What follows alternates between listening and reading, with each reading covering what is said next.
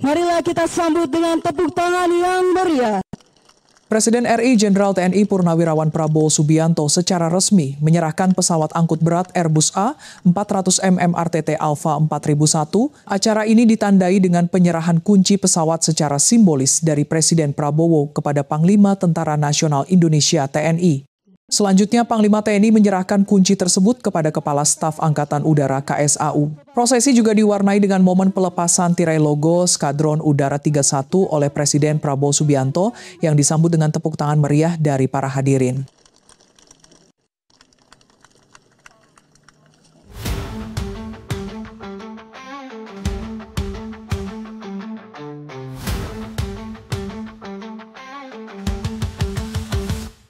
Bukan sekedar penambahan armada militer biasa, kedatangan pesawat angkut raksasa Airbus A 400M Alpha 4001 yang diserahkan langsung oleh Presiden Prabowo membawa mandat misi ganda. Di balik kemampuannya sebagai pesawat angkut militer strategis, Presiden Prabowo memberikan 2 instruksi langsung untuk melengkapinya dengan kapabilitas baru yang krusial. Acara selanjutnya yaitu penyerahan secara simbolis kunci pesawat dari Presiden Republik Indonesia kepada Panglima Tentara Nasional Indonesia.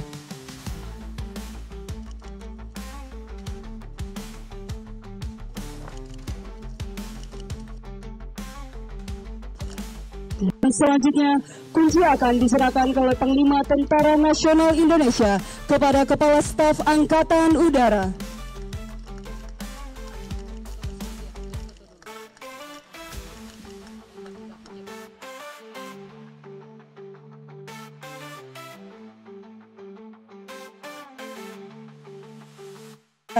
Menteri Pertahanan Republik Indonesia, Panglima Tentara Nasional Indonesia, Sekretaris Kabinet, dan Kepala Staf Angkatan Udara, serta Nasional Indonesia.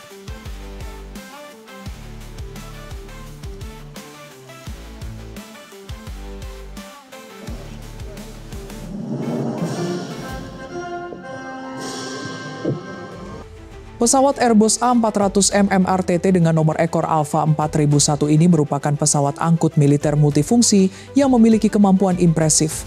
Ditenagai oleh 4 mesin turboprop TP400D6 buatan Europrop International yang disebut sebagai mesin turboprop militer paling kuat di dunia saat ini, pesawat ini mampu terbang dengan daya jelajah selama 8 jam tanpa perlu mengisi ulang bahan bakar dan dapat mencapai ketinggian maksimum 40.000 kaki. Pesawat ini dirancang untuk dioperasikan oleh minimal 3 kru yang terdiri dari 2 pilot dan 1 loadmaster.